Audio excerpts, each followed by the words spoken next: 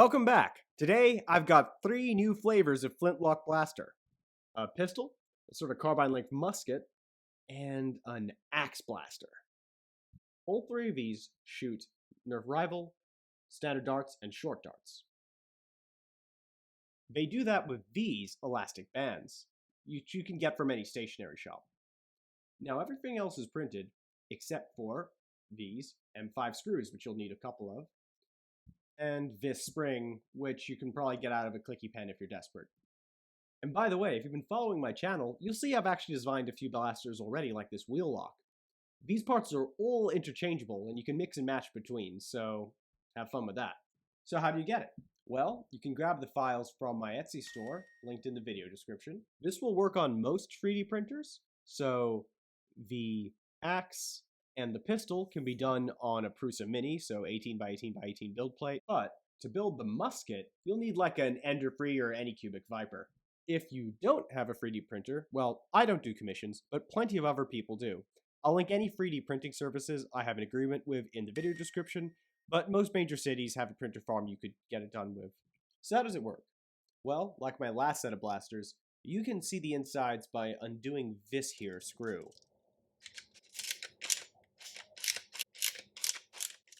You then give the barrel a half turn and slide it off. And now we can see the rubber bands powering the slide that hits our rifle balls and Nerf darts. I'm using 4 rubber bands at the moment, but you could also use 2 or 3 if you want less power. Now, there is some alternative sled designs that I've included in the files. All those do is help hold in the foam darts better because it lets the elastic grip them. Frankly, you can forget about these and ignore them.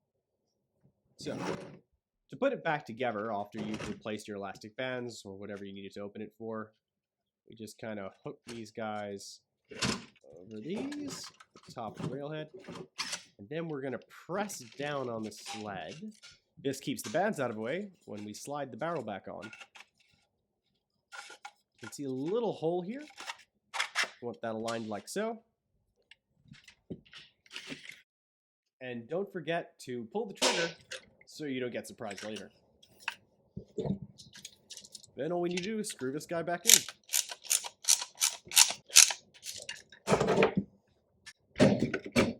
And now we're fully assembled. We can also have a look at the lock mechanism itself.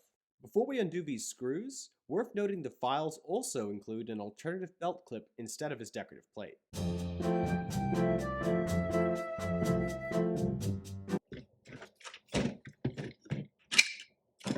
Okay, so as you can see, I've now got here a fully working flintlock mechanism, as much as a flintlock mechanism made out of cornstarch plastic can be fully working. It even has a half cock position. It just doesn't work as a safety. But that's fine. 2021, no one's safe.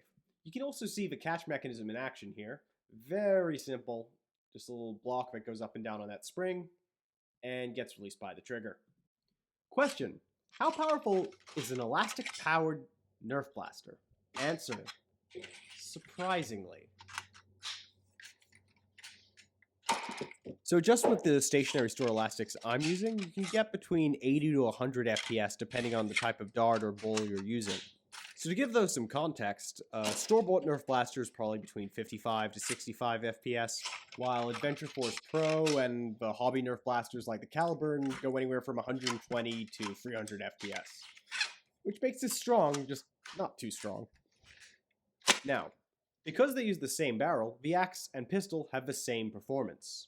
The musket behaves a bit differently.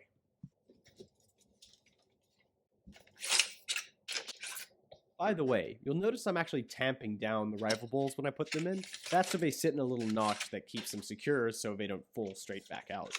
Because the musket's longer, the draw is longer and it's got a little more kick to it. So it tends to go from 90s to low 100. The biggest drawback of rubber bands is that they wear out much faster than a spring would.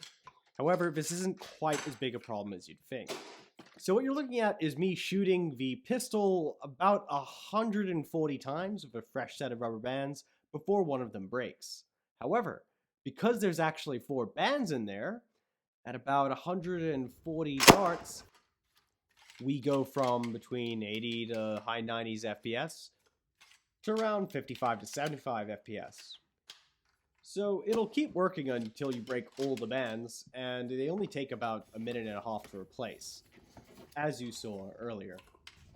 Which brings us to a little bit of a problem. So we have the Musket, which starts off strong, but only shoots about 30 to 40 darts before the FPS drops. Because it's pulling them further, it's breaking the band sooner. That's still a long time shooting, and it's pretty easy to fix. And I'm sure you could experiment and find better or longer rubber bands. Still, Cornyrex, you lazy piece of can't you find a more elegant solution? Well, yes, this whole musket is just a prototype to let us use this. If you're into Nerf mods, you'll probably see I've got half a K26 in there with a brass barrel, which translates into a bit of kick ass. I'm still working on it though, so for now, we've got this guy. And it'll do. That's all, folks. Check the video description for links to the files for this and my other blaster projects, alongside an assembly and print guide. Finally, lift that finger and drop it on subscribe for more updates about my dumb ideas, as well as a fractional but real increase in your chances for suffering carpal tunnel syndrome. Bye!